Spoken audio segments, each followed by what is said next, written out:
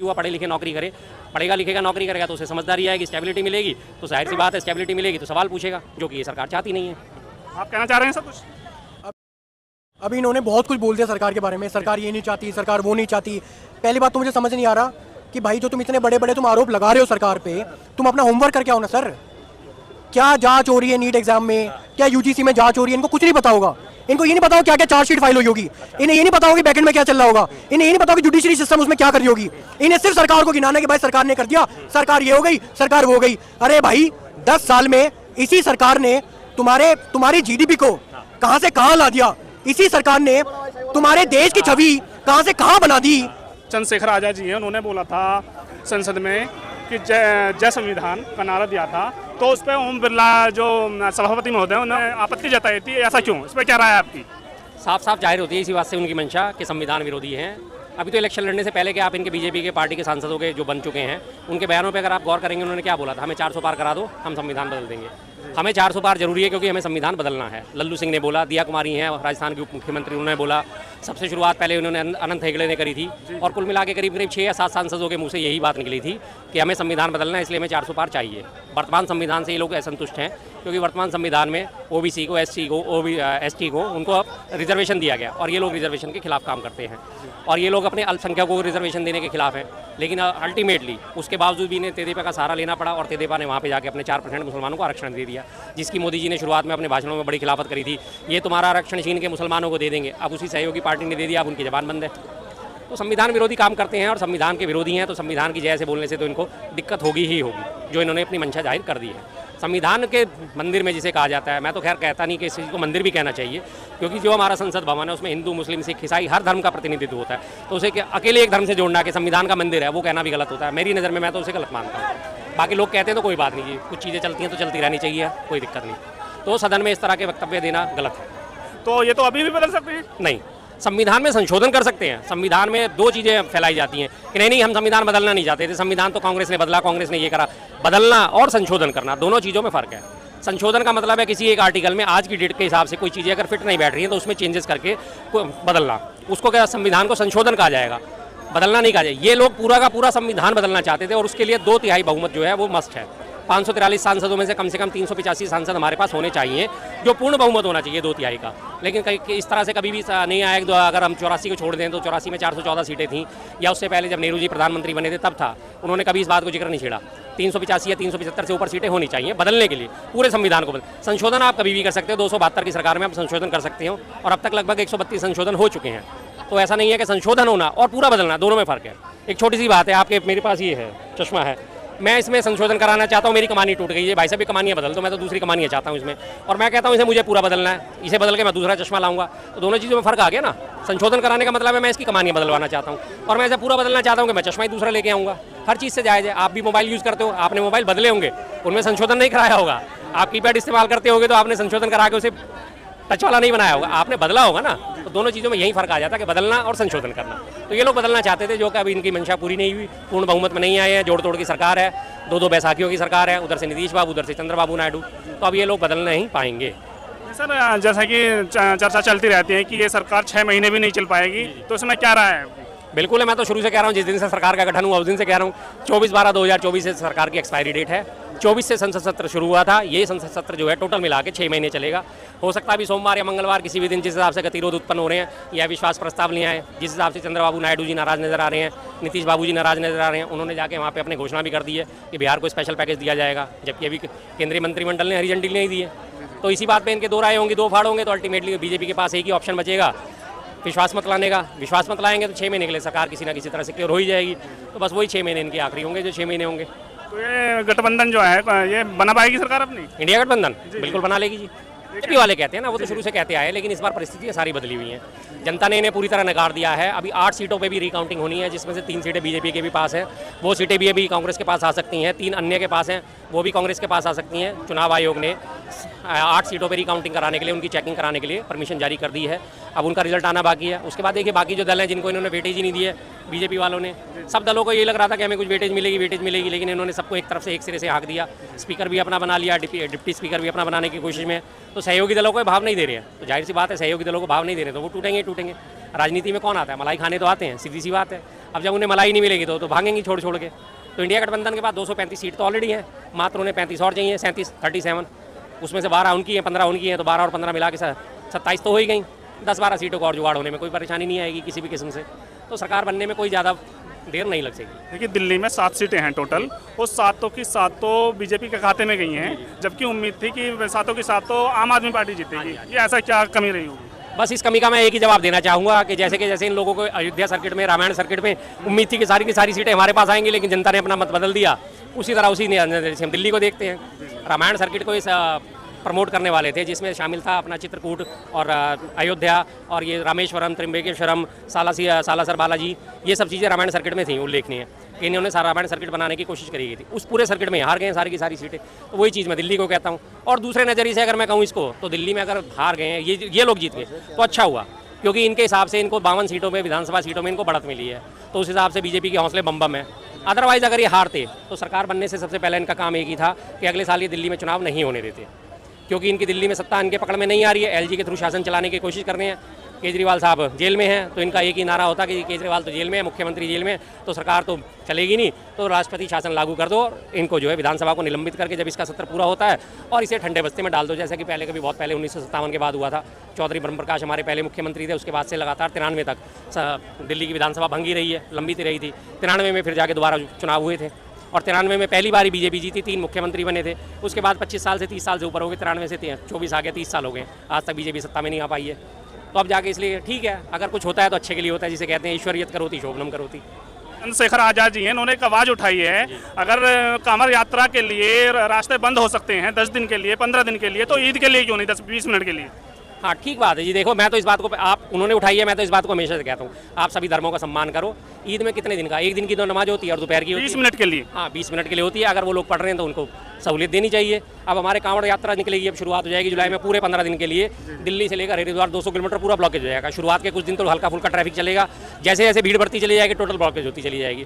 तो जब हम एक धर्म को पूरी प्रमोशन दे सकते हैं, सहूलियत दे सकते हैं, तो दूसरे को भी देना चाहिए। हिंदुस्तान की तो खूबसूरती इसी में है ना, सभी धर्मों को साथ लेके चलने की। हिंदुस्तान जैसा देश, 205 देश जो है यूएनओ से रजिस्टर्ड है, उनके जो हमारे अकेला हिंदुस्तान है जो इतना खूबसूरत देश है, जिसमें सारे धर्म हैं, सारी बोलियाँ हैं, सारी जाति हैं, नदी, पहाड़, रेगिस्तान, हर चीज़ मौजूद है।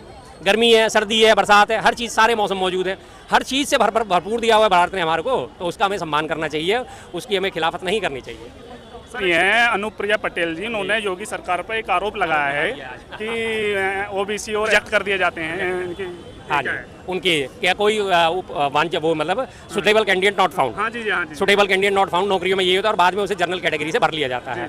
तो आज उन्होंने जाके ये आवाज़ उठाई है, सही उठाई है। इससे पहले भी उनको पता था इस चीज़ का कि ऐसा होता है, लेकिन उनकी आवाज़ क्यों नहीं निकलती थी? क्योंकि बीजेपी पूर्ण बहुमत में थी, और जो पूर्ण बहुमत में सरकार थी, आपने देखा है ईडी, आईटी, सीबीआई का कितना दुरुपयोग करा गया है, लगातार सबका सामने आ रहा है। आज आप हेमंत सोरेन जी का उदाहरण ले लो, हाईकोर्ट ने बरी कर दिया, कोई ट्रेल साबित नहीं हुई, ना मनी लॉन्ड्रिंग साबित हुई, ना उनकी ज़मीन के कागजात वो पेश कर पाए।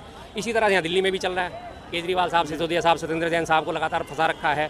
तो ये कि इसी तरह के फैसले करती थी, सुटेबल कैंडिडेट नॉट फाउंड करके, और उनको वैकेंसीज़ को ठंडे बस्ते में डाल दिया जाता था, बाद में जनरल कैटेगरी से भर लिया जाता था। जनरल कैटेगरी में कौन आते थे? ब्राह्मण, क्षत्रिय, राजपूत, उन्हीं को ये प्रमोट करने में लगी हुई थी यूपी सरकार। अब जाके उनकी आवाज़ें खुलनी शुरू हुई, तो उसी चीज़ से मैं कहता हूँ ना, जो हमारी होप है, जो हमारी आशा है, वो इसी चीज़ से है कि अब इनके पास बहुमत नहीं है, तो इन्हें सबको साथ लेके चलना ही पड़ेगा, और सबको साथ लेके नहीं चलेंगे तो अभी धीरे धीरे छिटकेंगे, और छिटकेंगे तो सरकार भंग होगी ही होगी। ये बड़े बड़े जितने भी बड़े एग्जाम हैं सारे लीक हो जाते हैं, इसमें क्या है आपका, क्या कहेंगे? सरकार चाहती है जी, सरकार की मर्जी के बिना पत्ता नहीं हिल सकता। एनटीए एजेंसी है, इतनी बड़ी नेशनल टेस्टिंग एजेंसी, जो उसका हेड था उसी को उस कमेटी का अध्यक्ष बना दिया गया कि जो उसकी जांच करेगी पेपर लीक होने की। पहले तो उसे हटाओ ना, ऊपर से अगर परमिशन ना हो तो नीचे वाला कोई कुछ कर सकता है। एक छोटा सा उदाहरण देता हूँ, अगर वहाँ से एसएचओ डायरेक्ट कर दे यहाँ पे कांस्टेबल को, जाओ जाके डंडे बजाओ, कांस्टेबल बजाएगा। अगर ऊपर से उसे परमिशन नहीं हुई, अपनी मर्जी से क्या डंडे बजा सकता है? नहीं बजा सकता ना। तो ऊपर से जब ये चलते हैं मामले, जब ऊपर से तार जोड़ते हैं, तभी वो नीचे तक पहुँचते हैं। पेपर लीक क्यों कराना चाहती है सरकार? क्योंकि नौकरी नहीं देना चाहती। नौकरी क्यों नहीं देना चाहती? क्योंकि अगर नौकरी देनी पड़ेगी तो लोग अगर समृद्ध हो जाएंगे, समृद्ध हो जाएंगे तो हर हर मोदी, घर घर मोदी के नारे लगने बंद हो जाएंगे, लोगों को रोजी रोटी का जुगाड़ हो जाएगा। अभी तो खाली पेट है, 5 किलो राशन दे दिया, जैसे मर्जी नारे लगवा दिए। और पढ़ेगा लिखेगा इंडिया तभी तो आगे बढ़ेगा, लेकिन वो चाहते नहीं। और पढ़ेगा लिखेगा युद्ध, तो सवाल पूछेगा सरकार से कि क्या आपने करा हमारे लिए, क्या आप इस पर करना चाहते हो, क्या इस पर करोगे? तो पढ़ेगा लिखेगा नहीं, उसे उसी चीज़ में उलझा दो। जैसे कि 50,000 कांस्टेबल की भर्ती निकली थी यूपी में, पेपर लीक करा दिया गया। पहले तो कहा नहीं पेपर लीक ही नहीं हुआ, जब खूब आवाज़ उठी, उसके बाद जब स्टूडेंट्स आ गए, नहीं चाहिए जय श्री राम, अब की बार री एग्ज़ाम, तो सरकार की नींद खुली, आनंद फानंद में उस पेपर को कैंसिल कर दिया गया। 50 लाख अभ्यर्थी थे, देख लिया ना अभ्यर्थियों ने उनके हमारे साथ क्या हुआ। जब उन्होंने आवाज़ उठाई सरकार बदल दी। कितनी सीटें मिली? यूपी में 80 की 80 सीट जीतने का दावा कर रही थी बीजेपी, 33 सीटों पे सिमट गई, बदल दी यूथ ने सरकार। इससे पहले राजस्थान में हुआ था पेपर लीक, राजस्थान में कांग्रेस की सरकार थी, यूथ आया अपनी पे, उठा के सरकार बदल दी। तो ये सारा काम आज की डेट में यूथ के हाथ में है। अगर यूथ के साथ आप ऐसा करोगे फिर सरकार बदल जाएगी। नीट में 24 लाख अभ्यर्थी हैं, सबका भविष्य अधर में लटका हुआ है। अभी क्या होगा क्या नहीं होगा, हालांकि सीट उतनी नहीं है लेकिन बच्चे तो 24 लाख है ना, एस्पायरेंट्स तो 24 लाख हैं। उनके साथ क्या होगा क्या नहीं होगा वो अभी तक अनिश्चितता में दौर में जी रहे हैं। उसके बाद यूजीसी का नेट जो था वो रद्द कर दिया गया, पीजी नीट था वो रद्द कर दिया गया, और उसके बाद लगातार ये सारी सरकारी जो वैकेंसीज निकल रही हैं इनको पेपर करते हैं, कंडक्ट करते हैं, रद्द कर देते हैं। तो युवाओं के भविष्य के साथ खिलवाड़ कर रहे हैं। वो नहीं चाहते कि युवा पढ़े लिखे नौकरी करे। पढ़ेगा लिखेगा नौकरी करेगा तो उसे समझदारी आएगी, स्टेबिलिटी मिलेगी, तो जाहिर सी बात है स्टेबिलिटी मिलेगी तो सवाल पूछेगा, जो कि ये सरकार चाहती नहीं है। आप कहना चाह रहे हैं सब कुछ? अभी इन्होंने बहुत कुछ बोल दिया सरकार के बारे में, सरकार ये नहीं चाहती, सरकार वो नहीं चाहती। पहली बात तो मुझे समझ नहीं आ रहा कि भाई जो तुम इतने बड़े बड़े तुम आरोप लगा रहे हो सरकार पे, तुम अपना होमवर्क करके आओ ना सर। क्या जांच हो रही है नीट एग्जाम में, क्या यूजीसी में जांच हो रही है, इनको कुछ नहीं पता होगा। इनको ये नहीं पता हो क्या क्या चार्जशीट फाइल हुई होगी, इन्हें ये नहीं पता होगी बैकएंड में क्या चल रहा होगा, इन्हें ये नहीं पता होगी जुडिशरी सिस्टम उसमें क्या कर रही होगी। इन्हें सिर्फ सरकार को गिनाना है कि भाई सरकार ने कर दिया, सरकार ये हो गई, सरकार वो हो गई। अरे भाई 10 साल में इसी सरकार ने तुम्हारी जीडीपी को कहां से कहां ला दिया। इसी सरकार ने तुम्हारे देश की छवि कहां से कहां बना दी, और इसी सरकार ने तुम्हारे लिए, तुम्हारे धर्म के लिए, क्या तुम्हारे पर्सनल बेनिफिट के लिए क्या से क्या कंस्ट्रक्शन करे हैं। रोड, एयरपोर्ट, एम्स, आईआईटीज, कितने डेवलपमेंट करे हैं। इन्हें सिर्फ ये दिखता है कि भाई नीट के पेपर में घोटाला हो गया तो सरकार को हटाओ। इन्हें ये दिखता है यूजीसी पेपर में घोटाला हो गया सरकार को हटाओ। भाई एक चीज याद रखना, इतने बड़े हो, इतने पढ़े लिख के आप दिखते हो, मुझे इन्हें ये पता होना चाहिए कि जो चेन होती है ना हायरार्की की, एक पर्टिकुलर इंस्टीट्यूट में अगर उसका नीचे वाले कोई हिस्से में कोई इंसान चोर है, उसका मतलब ये नहीं कि आप टॉप लेवल एग्जीक्यूटिव को आप जाके आप गालियां बकना स्टार्ट कर दो।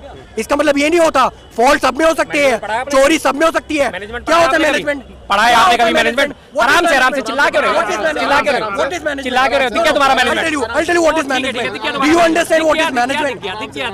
दिख गया तुम्हारा मैनेजमेंट, दिख गया। कहाँ दिखा? बढ़ना शुरू हो गया, बीपी बढ़ना शुरू हो गया। पहली बात तो ये बोल रहे थे तुम्हारा, पहली बात तो ये कह रहे थे तुम्हारा। अभी he said कि मैनेजमेंट दिखा। मैं पूछता हूँ sir, what is the definition of management? Can you ask? एक मिनट, दिल्ली में कानून व्यवस्था बिगड़ती है, किससे बात करते हैं? किसके ऊपर जिम्मेदार ठहराई जाती है? दिल्ली में कानून व्यवस्था का किसको बुला के बात करी जाती है? कमिश्नर को या नीचे के कांस्टेबल को? मैनेजमेंट बोलने का मतलब अरे यार अब सुनोगे थोड़ी, अब सुनेंगे नहीं ना। जो इंसान मैनेजमेंट को ही भाई साहब पहले चलो बोले, पहली बात अरे भाई अरे सुन लो इनका पहली बात। जो इंसान मैनेजमेंट को गाली दे रहा है, जो इंसान कह रहा है कि देश देखो मैनेजमेंट ना it's a broader spectrum of a word, ठीक है। पूरी government is a part of a management. What government is doing is a management itself sir. उसमें अगर पर्टिकुलर मैनेजमेंट में कोई छोटी अगर चूक होती है, दैट डजंट मीन कि आप मैनेजमेंट को गाली दोगे। ये इतनी बड़ी चीज हो गई, इतने 24 लाख स्टूडेंट्स के साथ खिलवाड़ हो गया। ये छोटी चूक बता रहे हो आप? देश के भविष्य 24 लाख लोग, ये 2400 नहीं है, ये 24 नहीं है, 24,000 नहीं है, 24 लाख है, 24 लाख। ये छोटी गलती है? छोटी गलती है? छोटी गलती है भाई, ये छोटी गलती है क्या? 24 लाख छोटी गलती है इनकी नजरों में है। मैनेजमेंट क्या? मैनेजमेंट गलत है तभी तो स्टूडेंट सड़कों पे आ गए। नीट, एक मिनट प्लीज, आप एक मिनट चुप होइए। आप अंग्रेजी बहुत अच्छी बोल रहे थे, हिंदी में बोलने दो मुझे थोड़ा सा प्लीज। मैनेजमेंट ये कह रहे हैं, मैनेजमेंट की बात कर रहे हैं, कोई बात नहीं, मैनेजमेंट की बात कर रहे हैं, अच्छी बातें कर रहे हैं। एनटीए कितना बड़ा घोटाला, ये कहते बच्चों के पेपर, माँ बाप 2 लाख रुपए पहले इंस्टीट्यूट में पढ़ने के लिए, माँ बाप सुनो 2 लाख रुपए चोरों बच्चों को डॉक्टर बना रहे हैं, ये नहीं बोलेगी। ये कौन बना रहे हैं? किनके? ये वही माँ बाप जो 40-40 लाख रुपए काला धन देकर। अब देखो अब इनकी नॉलेज आ गई, अब इनकी मैनेजमेंट आ गई। अब दिख गया भाई ये कितना पढ़े लिखे आदमी है। अब दिख गया भाई, अब दिख गया कितने मैनेजमेंट है। देखो क्या बोला मैंने अपने किसी भाषण में ये नहीं बोला कि जो नीट के एग्जाम में जो हुआ है वो गलत हुआ है गलत। आई 100% एग्री। मैं पहले ही बोला था सर, पर इन्होंने क्या बोला कि जो माँ बाप जिन्होंने 40 लाख रुपए देखा सीधा बीजेपी का नाम लगा दिया सर। तो ये वो लोग हैं जो थाली का ना सिर्फ एक हिस्सा जानते हैं कि भाई ऐसा होता है, पलट के नहीं देखते कि भाई पीछे से थाली ऐसे दिखती है। इन्होंने छूटते क्या बोल दिया कि भाई बीजेपी के लोग है वो, क्या बीजेपी के माँ बाप है? भाई बीजेपी के लोगों की बात बता। गुजरात में सरकार किसकी है? बीजेपी। केंद्र में सरकार किसकी है? बीजेपी। जो घपला करने वाले पकड़े गए वो कहां से पकड़े गए? गुजरात से पकड़े गए ना, और उसके बाद बिहार से पकड़े गए। फिर क्यों ना दोष दें हमने? सारे के सारे किंग तार जो है गुजरात की एजेंसी है जिसे उसको कंडक्ट कराने के लिए दिया गया था, गुजरात की एजेंसी है जिसे वो उसके बंदे जो वहाँ बिहार से पकड़े गए, फिर कैसे आवाज ना उठाए भाई उनके लिए हम बताओ। सरकार तुम्हारी बंदे तुम्हारे गुजरात की और सुनो दूसरा घोटाला, अब सुनो, अरे सुनो अब घोटो। अब इसके बाद अयोध्या की बात करते हैं, इन्होंने बात करी इंफ्रास्ट्रक्चर की बात। अभी आज राजकोट में राजकोट का जो है एयरपोर्ट गिर गया, सरकार किसकी है? राजकोट में अभी एयरपोर्ट की छत गिर गई, सरकार किसकी है? वहाँ पे बीजेपी की पिछले कितने सालों से है, केंद्र में सरकार किसकी है? T1 टर्मिनल गिर गया, सरकार किसकी है? किसकी है? अभी इमरजेंसी पे आ गए। अभी थोड़ी देर बाद आप बोलोगे, अभी थोड़ी देर बाद आप आ रहे गुजरे हो, अभी थोड़ी देर बाद आप बोलोगे, अभी थोड़ी देर बाद आपके पास शब्द नहीं होगा, आप जय श्री राम के नारे लगाने शुरू कर दोगे आप। सुनो क्या बोल के गया कि जो गुजरात में जो सेंटर पकड़ा गया वो बीजेपी का गुजरात हो गया, ठीक है, बिहार में जो पकड़े गए वो बीजेपी की हो गई। सर देश में आम नागरिक हम लोग हैं, ठीक है, जो घोटाला जो लोग कर रहे हैं, जो लोग पकड़े गए हैं, कोई बीजेपी से नहीं है, ठीक है। इन्होंने छूट के कह दिया अगर गुजरात में सेंटर था तो वो बीजेपी का था, अगर बिहार में था तो वो बीजेपी का था। अरे दिल्ली में इतने घोटाले हो रहे हैं, देश में अन्य राज्यों में इतने घोटाले हो रहे हैं जहां बीजेपी की सरकार नहीं है, बंगाल में इतना मानहानि हो रही है, लोगों को मारा जा रहा है जहां बीजेपी की सरकार नहीं है, उनमें इनके कोई बोली नहीं निकलती, और ये आ रहे कि गुजरात और बिहार में आ रहे हैं। ये बात करें माँ बाप की, ये बात कर रहे 40 लाख रुपए की, सीधा छूटते कहते हैं कि वो बच्चे जो है उनके माँ बाप बीजेपी के। अरे सर पढ़कर तो मैं पढ़ा रहा हूँ, सुन लो। नीट के ना माँ बाप 2 लाख रुपए स्टूडेंट पढ़ने के लिए देते हैं शुरू में, पेपर की तैयारी करने के लिए। अरे सुन लो ज्यादा तू मत चिल्ला, पहले से बात सही है भाई।